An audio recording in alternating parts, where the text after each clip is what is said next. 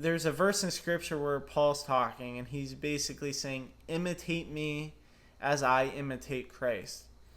And I think there's been so many times where all these ministries and churches that Gabby and I have visited, instead of imitating Christ, I think we've just imitated the church, the community, or the person who's in charge of the church, the community. Hey, I'm Dylan. And I'm Gabby. We both had our own story before our lives completely transformed. Eventually, we started traveling and doing ministry. We connected and got married. Then we started a family. Then came the shift, a call to live more simple and rooted. Welcome to Caughversations. Hey everyone, welcome back to Caughversations. So in this episode, we are going to be starting from our journey to North Carolina. But before we get into it, look behind us, Gabby. Where are we? We're in a new place. Yes, so we moved 11 hours away. It's one of the reasons why we haven't been uploading. Our last video was literally 3 weeks ago, which is crazy. And so we want to be consistent, but just a few things. Yeah, we moved, transferred my job. We're in a completely new place with no friends or family. So if you want to see that update, we have 2 videos on our main channel, the Caughversations fam, and it shares that story of what happened and why we moved. And we're currently trying to make friends. We're going to a church that we like, and so there's a lot going on. And yeah, it's just exciting because we feel like our lives have been so intertwined with, our families, which again doesn't have to be a bad thing. But I just feel like we haven't really had our own Holy Spirit journey as a family. Like us being led by the Lord and like doing what He's called us to do. And so that's just where we're at right now. And I feel like we became stagnant, lukewarm. And so we're trying to get out of that. And so anyways, with this episode, this is where things get spicy. Yeah. This is where things actually... What? I'm trying to just say, hey, the next few episodes gets interesting. They're tough episodes because there's a lot of vulnerable things. So I actually need my sheet of paper because I want to remember what I said in the last video. So this is where we're starting. We're on the road to North Carolina. We're in the car. And so Gabby, did we make the right decision to move to North Carolina? I believe 100% yes. I believe 100% I don't know. 100% I don't know. That's an interesting answer. Yeah, so for me, we were in a very tough season in New York, if you didn't watch the previous episode. And that was very difficult. So my thoughts were basically, I don't want to be wrong again. Like, if we make the wrong move, it's just... like, we have to go through that same process again, and that's what I was afraid of. But there was excitement because we were leaving New York, and so I remember we were in the car, and we were looking at each other, and we just felt a lot of peace. There was a weight that came off us, and so it was a mix of emotions for me. And also, my family was in North Carolina, and so that was kind of the last thing, was me thinking, oh, am I only... just ending up in this place because this is where my family is and I always felt comfortable around them, and I just feel like I always follow my family. Yeah, at that point in his walk, he was like very dependent on kind of like what they were doing. From what I've seen, like my headspace entering the car, like we said in the last video, I was also like super happy, super peaceful. The last couple weeks in New York kind of rocked us up a little bit. But it was over. We're on the next journey. And this was kind of like our first journey together as a married couple. Because, we had the short time in PA and then a couple weeks in New York. But this was like the first place we were like officially moving to. And so I had like high expectations and high hopes and was just excited for what the Lord was going to do. And I was just kind of blissful through the car ride. Just a little bit about North Carolina. So this community that we were going to, the reason why we were going in the first place was because we felt like it was time to settle down. We're married, and we did a lot of traveling with a ministry that was known for traveling and evangelism, just going out on the streets, preaching the gospel. They would actually do these trainings to teach people how to go out on the streets and witness to people. And so we felt like we need to just settle down. We need to be a part of a community that's just, kind of living life in one place. Yeah. And so when we're in the car, though, we didn't know exactly where we were going to end up yet. We literally, I remember when we put in the GPS, we just put in North Carolina, but we didn't put in an address or anything else. We had no specifics. And we were just praying throughout the car ride, okay, Lord, where in North Carolina, though? Because I know in my mind, I had met a friend in North Carolina, and I only met her once, but I knew that she was a part of a community. So that's kind of where my mind was going, but it was also just a biased thought. It wasn't the Lord, and I wasn't thus says the Lord. I was just kind of thinking of it. And Dylan knew of his parents that were in another part of North Carolina. I was just going to say that. Because these two options, I was obviously hesitant because I'm like, am I only going to pick this place because my parents are here? So should I pick the other place? But I was just in my flesh. I wasn't even hearing from the Spirit. And so I wasn't sure which one. Yeah, and I think, we're just continuing to drive because we have a long car drive. And we were excited for the most part. But I think as we narrowed closer, we're just kind of okay, so we kind of have to make a decision. And I think I did end up reaching out to my friend, didn't I? I think you texted her. And it just didn't seem like it was an open door to me. Yeah, I think that's what happens. I texted. It didn't seem like an open door. And so that's when we were praying and we weren't getting anything else. So we're like, maybe, I guess, it is with your family. Yeah. It's crazy to think about. But it all worked out. So my family was actually staying with some friends of theirs on this property. And my family lives in a fifth wheel full time. They don't have their own house or anything. They do a lot of traveling. So they were staying on this property, and something had happened with their fridge when they were gone for a while. The power went out, and so when they were gone, there was food in the fridge, and it caused the whole trailer to rotten meat. Yeah, it was really bad. It smelled terrible. Yeah. And it was like that for a while.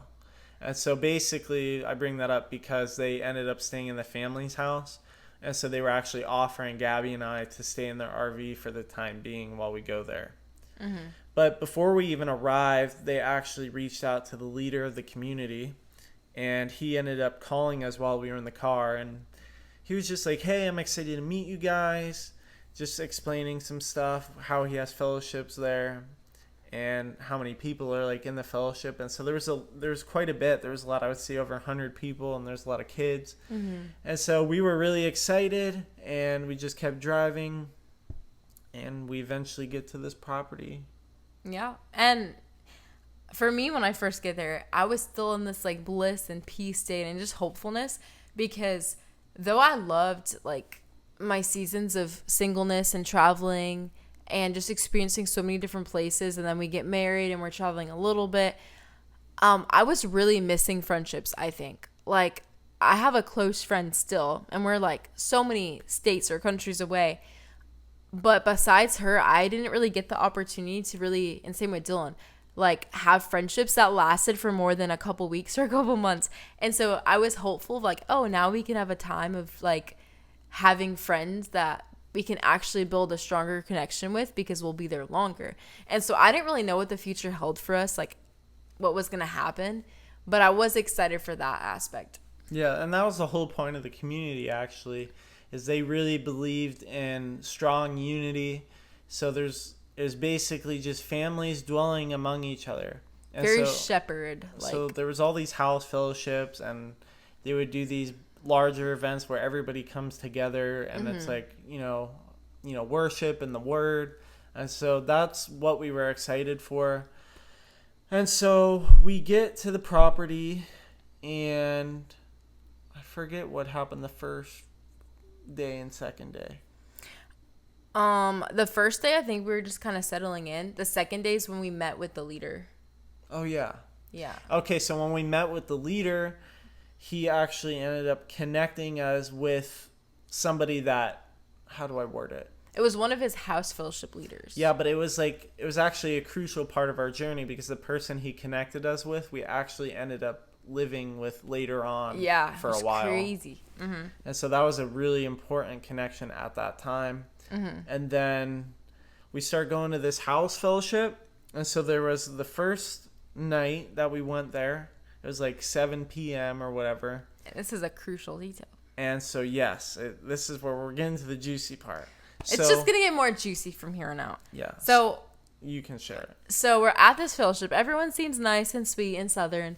And, and eventually somebody has a pregnancy announcement. And everyone's all happy. And I remember, you know, of course we're happy for them too. I remember having this thought like, oh my gosh, like, is this going to be me? Am I next? Because I had not voiced it to Dylan, and he might have been thinking the same thing. But for weeks, I was thinking I was pregnant.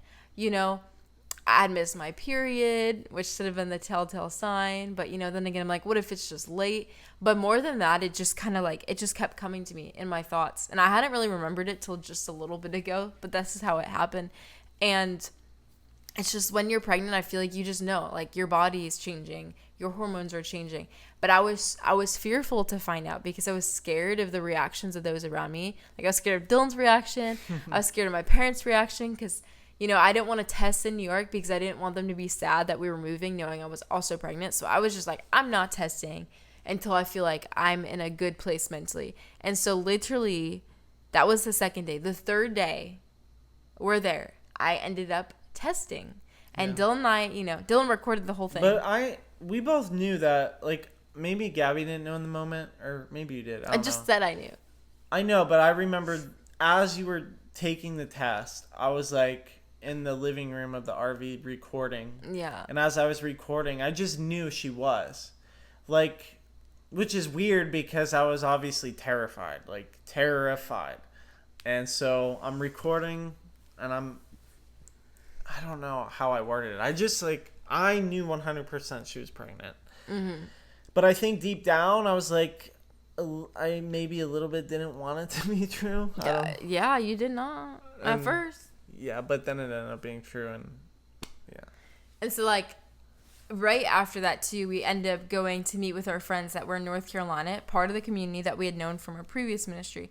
And it's funny, too, because while we were there, you know, she says outright, like, oh, are you pregnant? She just, like, discerned it. And so that was funny. And thank the Lord for her because she was really, really, really crucial in my pregnancy journey, which we're not going to get into in today's video or podcast. But it was just funny that she had picked that up.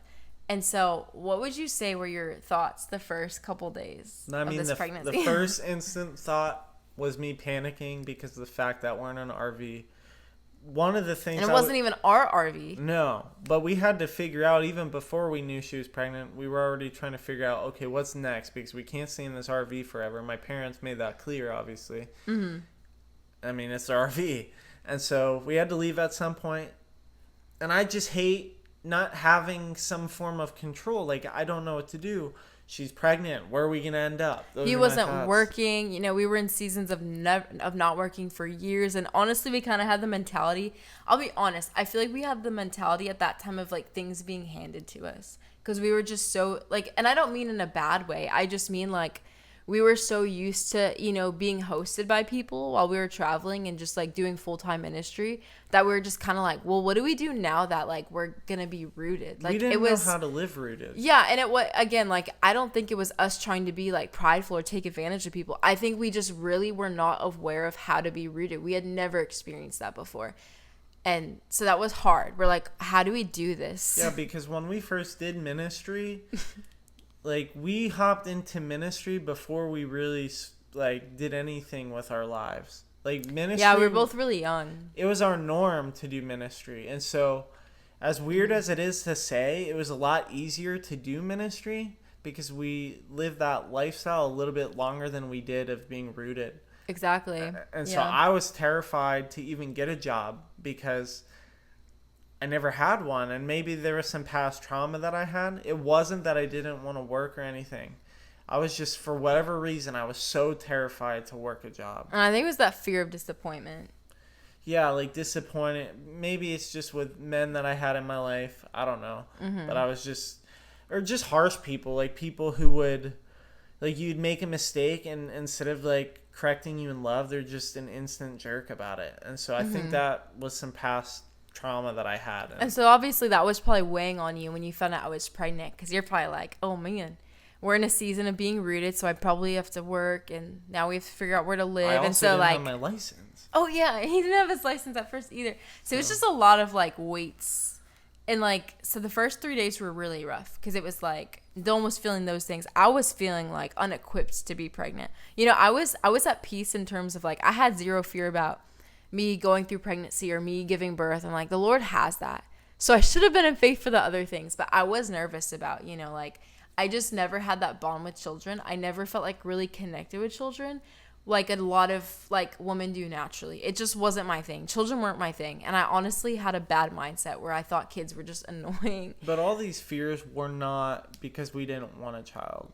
Yeah, it was more so like the fears of ourselves. Yes. If that makes sense. Because there was still some excitement. Like I really was excited to tell people. I remember I called my dad actually, and I want to bring this up because I think it could help other men out there who might experience this. But so for me, I don't have a lot of like blood family left because my blood family's not really close. Like all my cousins don't talk anymore. Grandmas and grandpas, like it's not really a thing. Like the only close relationship that I really have in my family is my mom, because obviously one, she's born again, and so that helps. But I was talking to my dad a lot at the time still. We were still close, even though we weren't living in the same state. And I remember calling him thinking, wow, this is exciting to tell him I'm about to be dad. And like, there was no reaction. So it surprised me. I was like, oh, I thought, you know, this would bring some sort of like emotion. Because I remember the first time my dad cried was actually at my brother's wedding. So I for sure thought this would, you know, break him. Like, you know, wow, I'm excited for you. But I don't know if he was just going through a hard time or something. But I'm bringing that up because he was really the only person that I was able to call at the time and tell, because I didn't really have anybody else to call with my excitement. Mm-hmm. So it was kind of like hard on me a little bit. Especially now looking back, because in the moment I think there was so much going on that I didn't really like sit down and think about it. But I know there's a lot of people out there like in our generation who are having children, and instead of the parents being excited, I think they're just focused on like life things. Like if your parents aren't Christian, they're most likely going to be thinking about all the practicals. Like, are you too young? Do you have money? And just like, did you go to school? I don't know. Like I'm telling you, like thank God the Lord showed us. Like I don't know if I said this already, but though it was like a shock and a little bit nerve-wracking for different reasons for us, the Lord made it so clear we were going to get pregnant very soon. There was, I'm not exaggerating, probably 7 to 10 people that told us that we were specifically going to get pregnant within 1 to 3 months. And so it's like we knew, we just didn't want to accept it. We didn't want to, even though, you know, we want what the Lord wants. It's just like a new thing for us. And, you know, in the worldly sense, a lot of people could have been like, well, Dylan doesn't have his license. You guys have been traveling. You have no money. You're living in a new state. Like all these things didn't add up. But it was the Lord's will. And like now we're here today and we're alive. We're fine. And we're good. That's how God works in my life though. Because obviously God knows how stubborn I can be. So like he used not only my marriage. Like a lot of these things would have taken so much longer if I wasn't married. That's such a good point actually. Like the Lord, wow. Like the Lord gave you responsibilities to push you into responsibility. Wow. I didn't even think about that. That's a good one. And it was in a loving way. Like, like it hurt, but it worked. Like he got me to do it. It's like motivators for you. So it's like so many things happen through these things. Mm-hmm. God used marriage. He used having a child. And so it's cool to know that he works that way. Because a lot of people don't think that. That's so true. Because like the early stages of like our first couple months of being in North Carolina, that's when you got your license. You started working a little bit for the community. And then future, we'll get into more stuff. And just started to, you know, do those manly things. Yeah. The last thing that I was scared of, too, that I forgot to mention was Gabby was 100% set on having a home birth. Yep. Which is scary because it's our first time. And, like, I just never grew up with that being the norm. Like, I hate hospitals more than anything. Like, I'm very fearful of that stuff too, but it's like a home birth is like you have no control. You can have this plan in your head, and if it doesn't go planned accordingly, like what's gonna happen? So I was terrified. Yeah, it's so funny because it's like the minute I found out I was pregnant, I knew that this is the route I was going to go. And I literally had no experience, no knowledge about home birth. I knew nothing about birth in general. I know it sounds gruesome. I mean, not gruesome. That's not a good word. That's such a bad word. Gruesome.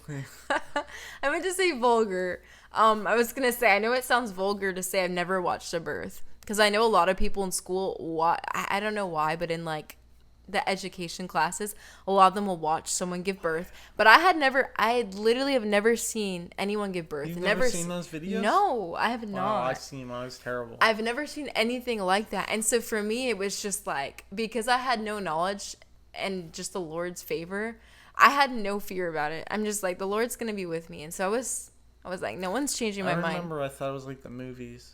I was so big thinking like, I was big on Gabby thinking she's going to like scream in a room like with her fist clenched like, ah. And it's just not like that. I'm telling you guys, it's not like the movies. Maybe for some people though. But it doesn't have to be. That's like I'm so passionate about this. I could talk all day. But yeah, so like I literally had no experience, no knowledge. I didn't even know how it worked. I just knew. So that obviously, Dylan was a little like, oh man, like what's that going to be like? Spoiler, it was great. Yeah, pregnancy is the same as like being parents in a way. It's like you don't know what it's going to be like to be parents until it happens. Yeah. Same thing with the birth. Mm-hmm. Like you can have all the thoughts and assume how it's going to happen. Like the way I assumed it was going to happen, it didn't happen that way. It ended up being really good. So back to the fellowship stuff, because we'll probably end this somewhat soon, but I do want us to share a little bit about like our first thoughts of, our first couple months of just getting used to the people and the surroundings and all that. Like, what were your first thoughts when you were like meeting with, these fellowships and the people? So, where do I start? I think like over the span of a couple months.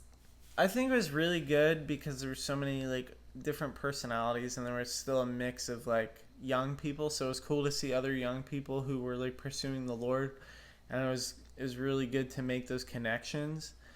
I think with that being said, something that we struggled with was like navigating those connections. We weren't sure if are people going to reach out to us, or are we like going to have to reach out to other people and like plan a time to hang out or have dinner or something. And so that was really tough. I didn't know how to go about that.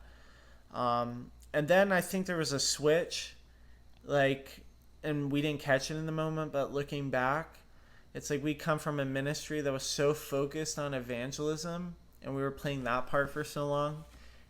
And now that we're in a community settling down, I feel like there was another switch where now we kind of fell into that, where, you just become whatever puzzle piece you join, basically, if that makes sense. Yeah, I'll definitely agree with what he's saying. We just, we're there. It was good, but we didn't really make connections for like a while. Not until I think our next video where we end up moving from the RV is when like things started to pick up pace. But before that, we weren't really doing anything. And there definitely was a switch. And I don't think I realized the intensity until literally a couple days ago. I've just had so much time in this new apartment to really be thinking in a good way, just like meditating on things of the Lord and like testimonies and past experiences. And I remember like Dylan saying up until the point, like us being together and when we met, we were very ministry minded and obviously in ways that weren't the best. And then even before I met Dylan, I was still like doing my own thing and very independent. And like, I just knew how the Lord designed me. And at that point, like the Lord was just like speaking to me and getting me to a place of like understanding my identity, which is good. We all need that. And then like shortly after arriving in North Carolina, and I don't know if it's just like the mix of like hormones I was going through while being pregnant, and then like so many hard changes and transitions of marriage, child, we're still young. I was still like new in my faith. And just like now we're moving and just like a lot of changes coupled with being in in a community where like preaching wasn't really like, I don't want to say, it wasn't cared about, you know, it was kind of disregarded. And I started to honestly get very timid in allowing other people's views to kind of get in my head, because I'm like, well, I want to be teachable. I know I tended to be like very narrow-minded in the past and kind of saw my way, and I'm a stubborn person. And so I was like, okay, maybe I should be adaptable and like not put such a focus on ministry, where it allowed me to lose who the Lord designed me to be. And yeah, we had to get used to the new norm, basically. And so, like, for them, it was all about, like, oh, like, my way of evangelism is inviting someone over, which I think is great, especially being a mom now. But that's not the only way to do it. When you're only telling people that it's that way, it honestly harmed me a lot. And I don't think I really realized. And that's not the only thing that harmed my walk. But I do see somewhere in that range, like there was a switch. Like I was one way and then I wasn't. Like people started, I mean, you can go into this part. Yeah, these are things that we didn't see in the moment. Like these are only things that we can talk about now looking back. But I see what she's trying to say, because I remember there was a time that we were at a house fellowship. And like, again, there's good things, and then there's things now that we can talk about that weren't so good. And I just remember there was this comment that was made about Gabby, because I had brought something up as we were talking and sharing about ourselves. And I remember basically saying how, yeah, I'm very introverted and Gabby's very, you know, extroverted. Like she's a talker, she's outgoing. And then somebody ended up actually saying, well, I think your wife's actually introverted. Like she's very quiet. And I was just in my head, I'm like, what? No, that's not true. That's not accurate at all. I know my wife, she's not like that. Yeah. I'm the introvert. But the reason why I'm bringing this up is because there's a verse in Scripture where Paul's talking, and he's basically saying, imitate me as I imitate Christ. And I think there's been so many times where all these ministries and churches that Gabby and I have visited, instead of imitating Christ, I think we've just imitated the church, the community, or the person who's in charge of the church, the community. Yeah. And so that's what changed us. Instead of imitating Christ, you know, we imitate a specific puzzle piece in the body, and we become what that is, rather than if we just imitate Christ, then we're going to be imitating everything about him. Yeah. And that's not to say everyone there was like quiet. It was just like the mindset of, you know, not really seeing the importance of, and I'm not saying I'm an evangelist. I used to think I was. I don't really think I am. I don't know. I don't care.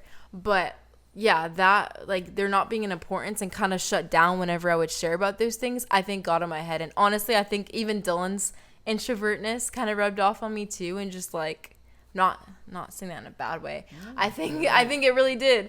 And yeah, and I think maybe even at the previous ministry, maybe I was extra outgoing because I was in that, you know, environment. But I still know that part of me the Lord has given me words about I wasn't walking in at that time. And like, I really felt like I was a shell of who the Lord created me to be, and I've been for a while. And so yeah, things get deeper from here on out. Yeah, I feel like I was just going with the flow. Like, I don't know what word you used to describe that, but I feel like I wasn't really thinking about things. I was just kind of doing. Yeah. Like, there's so much going on. Like, there's a lot of things throughout the week. And so I was never really thinking about anything. I think I was just kind of playing the part. But it's nothing against the community that we were in, because I did it with the last ministry too. Like, it was so big on evangelism, and I started to think, oh, am I an evangelist? But then even looking back with that community, it's like, no, I was just like, I thought I had to be. You're kind of just you're like camouflage. I think that verse in this podcast where I was talking about, Paul says, imitate me as I imitate Christ. I think that's the mistake that I made throughout my journey, is I didn't really imitate Christ. I just imitated people. Yeah, for sure. I think I did the same, especially in North Carolina. But I think I did it a little bit even before that. I think it was more pronounced though. Like, I think it was imitating you a lot too. But it's good to highlight that, because when we talk about that verse, we're just thinking, oh, we got to imitate Christ, which is the truth. But like, nobody thinks that verse can be applied to Satan. Like, Satan can pervert that verse and like use people like in a way, like if they're not imitating Christ, but somebody thinks that they are, they're not imitating Christ. They're imitating, you know, and like the Bible says that we don't wrestle against flesh and blood. So if you're not imitating Christ, who are you imitating? You know what I mean? I know what you mean. Hopefully it didn't confuse people. Yeah. But I know what you're saying. It's like, let's say Bob here is saying he's imitating Christ, but really he's doing everything he wants to do and being a bad leader. And then he's telling people to imitate Christ through him. They're just making more Bobs. So there was just a lot of learning in the beginning, because I'm like somebody who questions a lot. And like I like to ask questions, and sometimes my questions can be not easy questions, or sometimes they're not stir the pot. Yeah, stir the pot type of questions. And that's what I did in the very beginning of the community. Like I was asking things, and I even talked about other ministries and people that I looked up to, and that was kind of like, it wasn't a good thing to bring up, to be honest. But to certain people. Yeah, not everybody. And there was a lot of good connections. Like there's still friends that we have there, and like good connections that we've had. But it definitely changed us in a lot of ways, which we'll eventually get into. Yeah, so to end this, what happened a couple months after arriving in North Carolina? You know, we're in the RV. We know we got to leave. Your parents were telling us, like, hey, respectfully, we need our RV back. Then what happened? So what happened is, with what I said earlier, when the leader first called us in the very beginning, he set us up with a house fellowship. Well, it's actually the couple at this house fellowship that ended up asking us if we want to move in. And so... it was crazy, because I remember... our timer. We gotta wrap this up. But I remember I was praying that would happen. Like I didn't want to straight out ask them, and you didn't want to straight out ask them either, I think. And so I remember I was praying specifically for this couple. Were you too? I don't remember. Yeah, I actually was. We basically ended up being with the exact people that we wanted to be with. And so it all worked out, and it was honestly the Lord. Yeah, all four of us were in unity about it too. It's like, actually Dylan was opening up. That is something, I mean, yeah, I'll say the good part of this. The good part of what we learned there, because there was a good and bad about this topic of transparency. The good part of transparency is like, this was kind of the first time Dylan had been transparent in public, right? In like a community setting. Oh, yeah, I remember that night. Yeah, you could share it then. I was basically just like, guys, I don't know what I'm going to do. Like, we have to leave my parents' RV. And like, obviously Gabby's pregnant, and I'm just terrified because I don't know where we're going to go. And it was that. He was like really down about it, obviously. And so that's when, you know, the guy, the dad, father, husband, I don't know what word to use. I try not to say names because I don't want to make people uncomfortable. But he then said, you can move in our house. And then the wife's like, I was literally just thinking that, and I'd asked you to pray about that earlier. You remember? Yeah. She's like, I asked you to pray about something, and that was it. And that's when I said, oh my gosh, I have been praying that you guys would ask this. And Dylan's like, yeah, me too. And so just like was all in unity. And it was great. Like that night, we would probably talk for hours, even after the fellowship. So that was a good night, and the Lord used it to show us about transparency. But spoiler alert, now that we're at the end, we can share. There's also a bad type of transparency. And there was, how much can I say? Whatever you want to say. What? I'll just say this is when we thought, you know, I think we're supposed to go there. I think we're supposed to move there. I think the Lord used it in so many different ways. But obviously we're not there anymore. So I'll leave it at that. You're making it seem like the family, though, not North. Oh, no. I just mean it North Carolina as a whole. Yeah, because there were good parts when we lived in community with the family. We're talking about the community itself. And so that'll be one of the next episodes. I don't know if it'll be the next one because you said you wanted to talk more about the pregnancy. Yeah, I think that kind of ties in, though, a little bit.